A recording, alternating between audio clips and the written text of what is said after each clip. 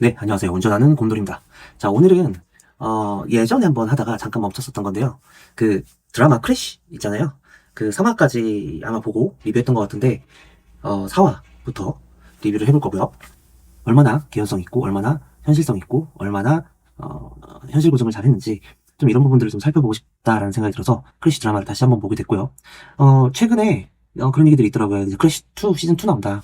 그래서 그 앞서서 일단 크래쉬2 나오면 크래쉬2도 이제 리뷰해야 되니까 원 먼저 보고 리뷰를 하도록 하겠습니다. 저는 교통사고 감정사이고요. 여기서 이 주인공 중에 이민기 님이 역할하시는 그 차연우라는 캐릭터가 교통사고 감정사 자격을 가지고 있습니다. 물론 이분은 카이스트 나온 수재이고 저는 그렇지는 않습니다. 네, 네. 아무튼 한번 보도록 하겠습니다. 어젯밤 11시 41분이네요. 네, 뛰어내린 거 여자 맞지? 그런 거 같은데? 정말 진술에 의하면 조수석에 타고 있던 김민주가 갑자기 가슴이 답답하다면서 말릴 틈도 없이 차에서 뛰어내렸대요. 외상성 뇌출혈과 골반, 그리고 척추의 골절까지 동반되었어요. 일단 고빈 외상성 뇌출혈과 척추의 골절을 동반을 했다라고 얘기를 했죠. 그리고 골반 골절도 있다고 했고 세 가지가 되게 다 중한 중상이에요. 그런데 이제 상해급수에 대한 기준을 판단할 때 보험사에서는 1급부터 쭈쭈쭈쭈쭈쭈 내려와서 14급까지 이렇게 있는데 이 정도면 1급에서 6급 내지에 해당되는 상해들이거든요, 전부 다. 그러면 예를 들면 뭐 외상성 뇌출혈이 2급이 나오고 척추 골절이 3급 나오고 골반 골절이 6급 나왔다. 그러면 제일 높은 급수 2급이잖아요. 거기에 플러스 1급 해갖고 1급으로 나와요. 그러니까 한 등급이 올라간다는 얘기예요. 뭐 이거는 이제 굉장히 특수성이 없는 일반적일 때 얘기를 하는 거고 특수성이 있거나 뭐 여러 가지 다른 기타 여러 가지들의 뭐 이해관계가 있는 경우는 신체 손해사정사 분들하고 상의해 보시는 게 좋습니다. PCI? 아유, 꼬라지 하고는 진짜. 아니, 완전 어두운데 보이시나?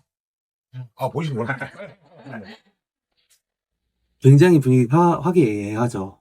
밝고 화기애애합니다. 네, 경찰서 조사 받으러 들어가면 여기가 지금 그러니까 교통조사기 같은 곳들이 아니잖아요. 민원실이라든지 교통조사기라든지 이런 데가 아니잖아요. 교통범죄수사팀이잖아요.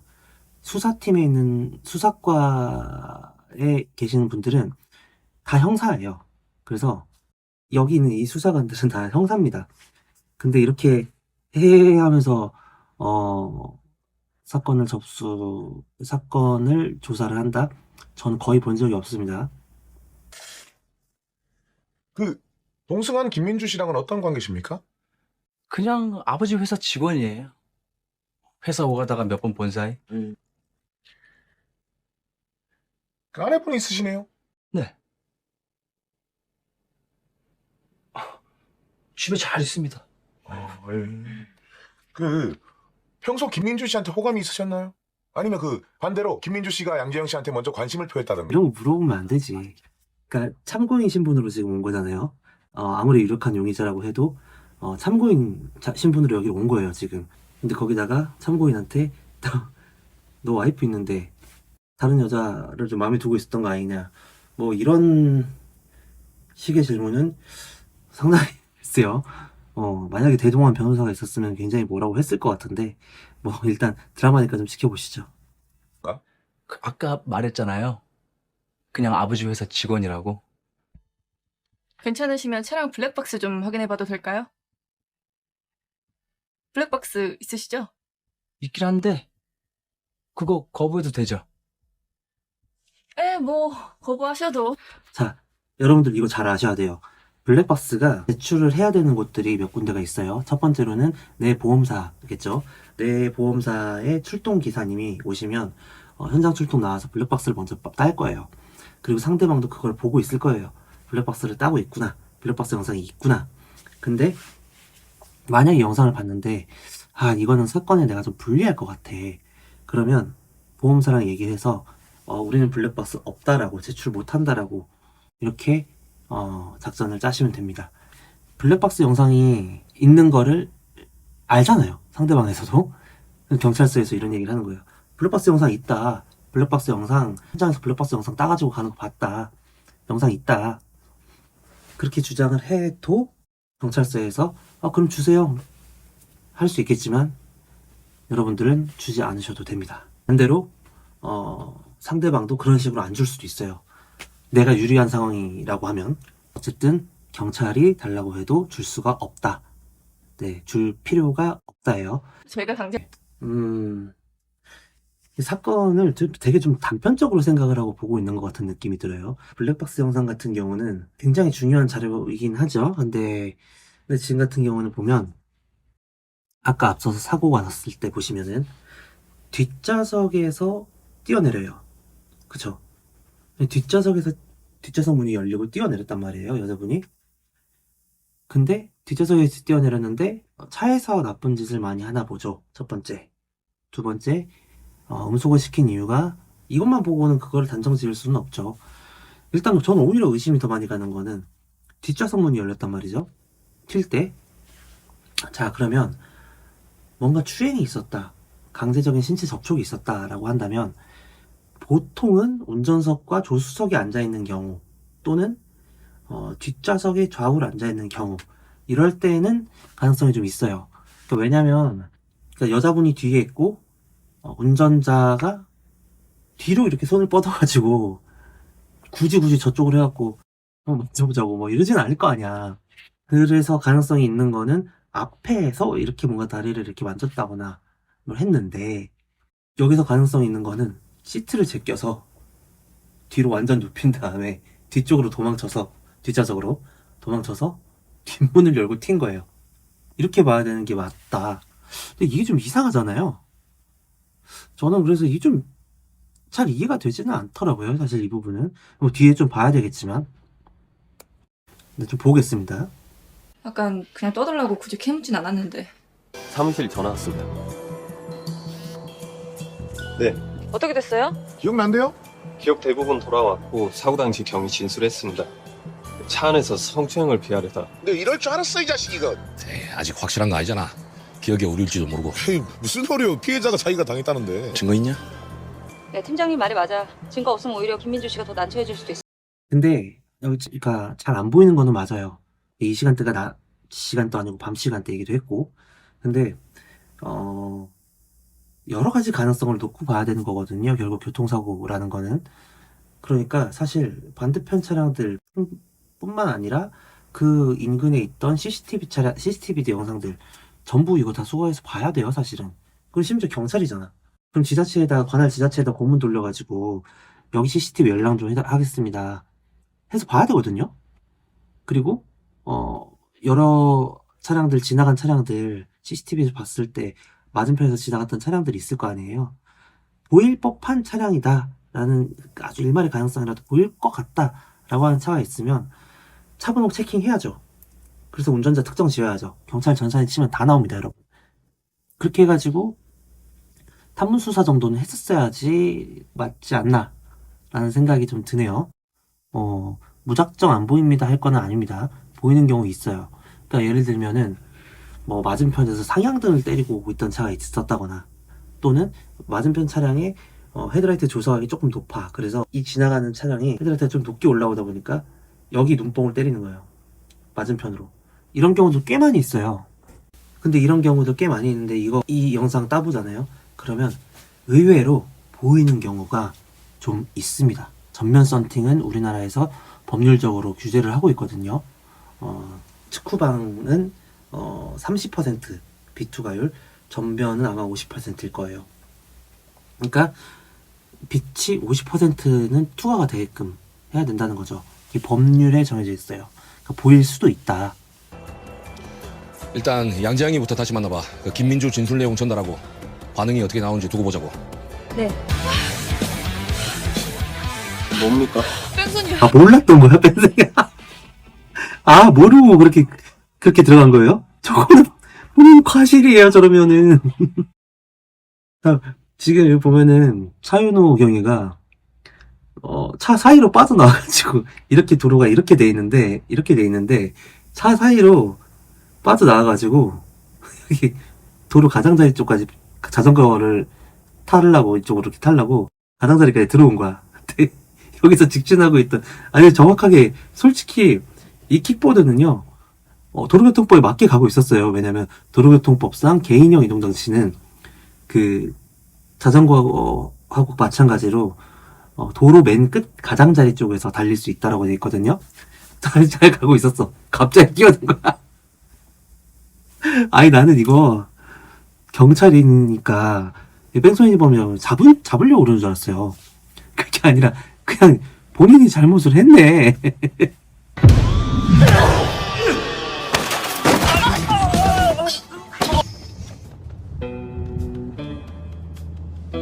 저희 근데 제가 왜 뺑소니입니까? 차로 친 것도 아닌데. 현행법상 전동 킥보드는 원동기 장치 자전거로 분류돼요. 그러니까 오토바이랑 똑같다 이 말이에요. 이게 언제 때 드라마인지 좀 봐야 되겠는데요. 이 개인형 이동장치 전동 킥보드에 대한 규제가 굉장히 법률이 많이 바뀌었어요. 짧은 시간 안에. 아예 개인형 이동장치라는 그 용어가 나오는 순간 얘는 원동기 장치 자전거에 포함이 안 됩니다. 그게 무슨 얘기냐면 그럼 그게 뭘 의미를 하느냐, 원동기 장치 자전거가 아니기 때문에 뺑소니 혐의가 적용이 안 돼요. 개인형 이동장치처럼 생겼는데 아닌 것들이 있어요. 그러니까 그게 전기자전거도 개인형 이동장치인 전기자전거가 있고요.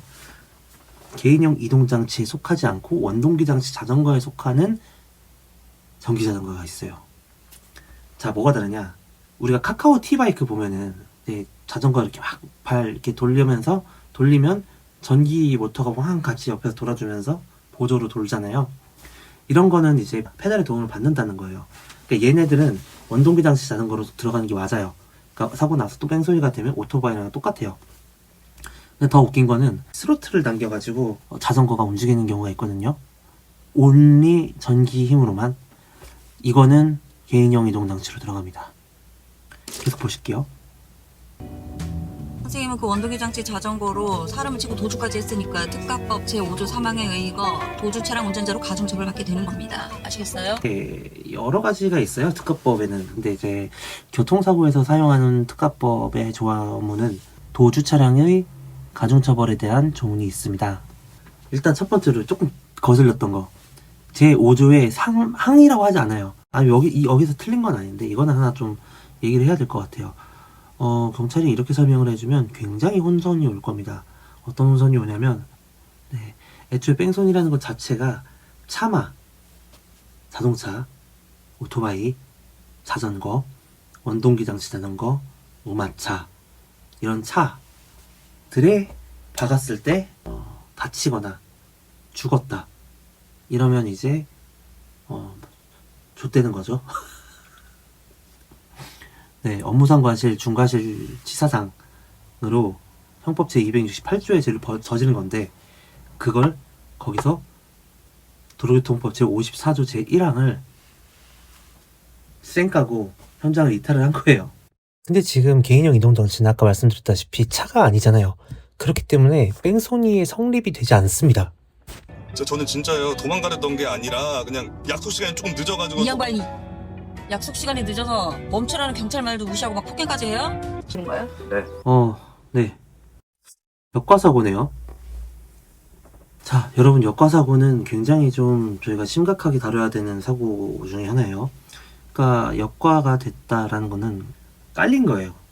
차 바퀴에 깔린 거예요. 그래서 여러 사고 형태에서 이제 역과 발생이 될 수가 있는데, 일단 제일 흔한 거는 이제 좀 유아죠, 유아.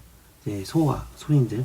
그러니까 키가 1m 정도 되는 어린아이들 같은 경우에는 보행자 사고가 탁 충격이 됐을 때 일어나는 현상이 좀 있어요. 그러니까 첫 번째로는 포워드 프로젝션이라고 하는데, 앞으로 이렇게 보행자를 걸어간다면 치면 그냥 바로 날아가요. 앞으로 날아가요. 그냥 일반적인 성인 높이의 키를 가졌다고 가정을 하고요. 기본적으로는 쳤을 때 멀리 이렇게 앞으로 튀어나가는 형태는 그렇게 속도가 크지 않아요. 그래서 이 장면에서 추측할 수 있는 거는 충돌 시점에서의 속도가 그렇게 빠르지 않았는데 넘어진 보행자를 깔고 지나갔다 라고 보는 게 사실 합리적이겠죠. 그리고 이렇게 서행으로 역과를 하는 경우에는 보통 타이어 마크가요, 진하고 조금 경계가 또렷하게, 왜냐면 천천히 넘어갔기 때문에 비교적 그런 경향이 있어요. 지금 12시 반인데 먹으면서 할게요. 너무 배고파갖고. 너무 도장 찍듯이 찍어놓은 거야. 그러니까 이게 끝부분들이 이렇게 명확하게 딱딱딱 각져서 이렇게 마치 오와 열을 맞춰하고 지긴 찍은 거 마냥 보통 이렇게 안 나요. 보통은 임플란트 마크가 찍히면 올곧게 찍히는 경우도 있고요, 곡선 모양으로 이런 식으로 찍히는 경우도 있고, 찍혔다가 일정하게 흐려졌다가 또 어디서 일정하게 그 선명했다가 뭐 이렇게 찍히는 게 일반적이거든요. 서주임이랑 내가 맡을 테니까. 네.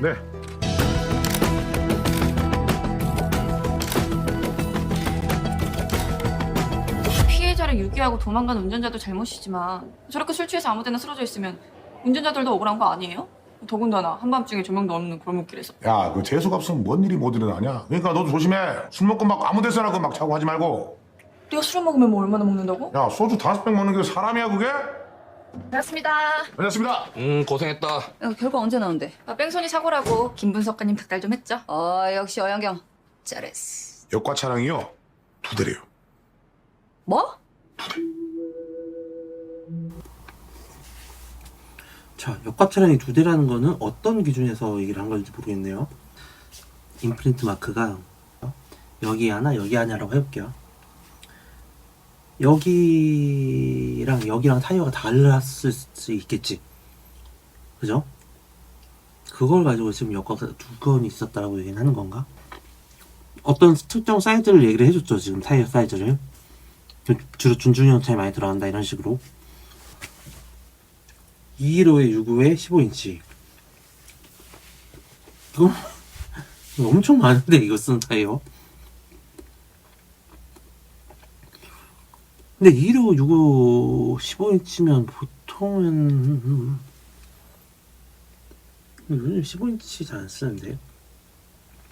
아마 조금 연식 좀 된 아반떼, K3 뭐 이 정도 선이거나, 아니면 엑센트, 아니면 SUV, 전 SUV로 좀 생각이 되네요. 그럼 승용차는 검정색 스팅어, 그리고 왼쪽 브레이크 등 나간 은색 페스타. 그럼 택시는 이게 유일하네? 새벽 2시 27분 은색 SM5 맞지? 번호판은 어두워서 확인 불가. 현경이 CCTV 뒤져서 저 승용차 2대 동선 추적하고. 네. 일단 택시부터 잡아드리자.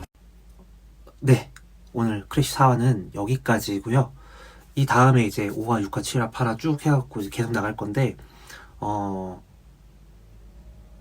3화까지만 보고 4화를 오늘 처음 봤는데 아주 재밌게 잘 봤고요.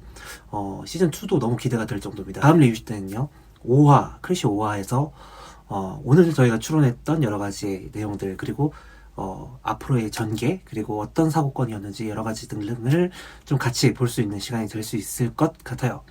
네, 5화 때 뵙겠습니다. 그럼 다음 시간에 봐요. 안녕!